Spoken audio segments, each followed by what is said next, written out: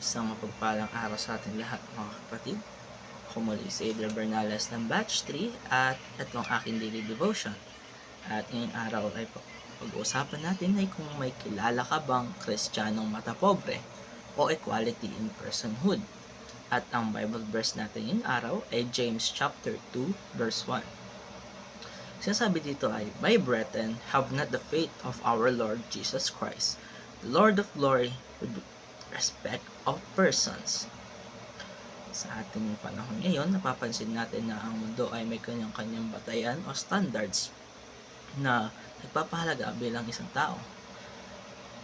Isa na rito ang mga matapobre na napakapabang tingin nila sa mga mahihirap. At ang concept natin na equality in personhood ay lahat ng tao ay nalikha ayon sa wangis ng Panginoon. Kaya pantay-pantay ang kanilang halaga sa kanyang paningin o sa paningin natin Panginoon.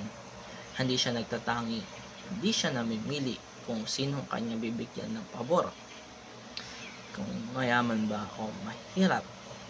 Ang tunay Kristiyano pananampalataya hindi base sa estado sa buhay, kundi sa kung paano natin tinatrato ng tama ating kapwa. At para sa ating unang teaching ngayong araw ay unang-una, all persons are equally made in God's image. Ang bawat isa sa atin, anuman ang ating estado sa buhay, ay nilikha tayo ayon sa wangis ng Panginoon. Walang mas mataas na halaga mula pa dito. At walang taong mas mahalaga sa mata ng Panginoon. Walang nakakataas at walang nakakababa. Lahat tayo sa paningin ng Panginoon ay pantay-pantay lamang.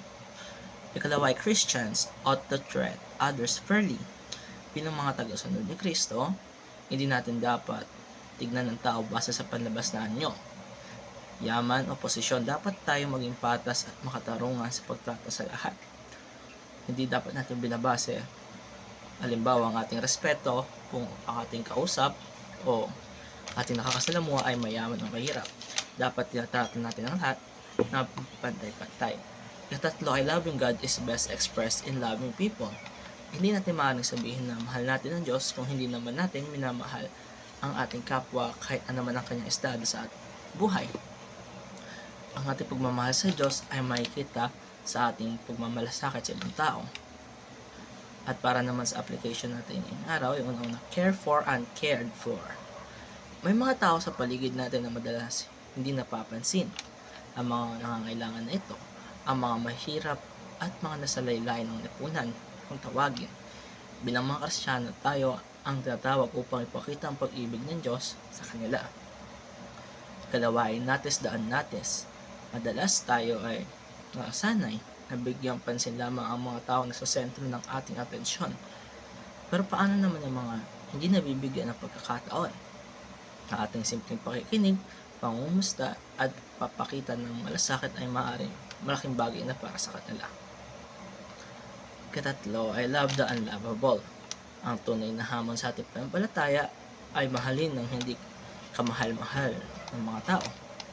Kagaya ng pagmamahal sa atin ng ating Panginoon kahit na tayo makasalanan tao at mga rebelde sa Kanya.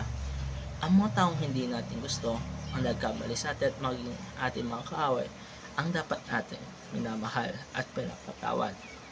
Kung kaya mga kapatid, dito nagtatapos ang aking daily devotion. Maraming salamat sa panonood.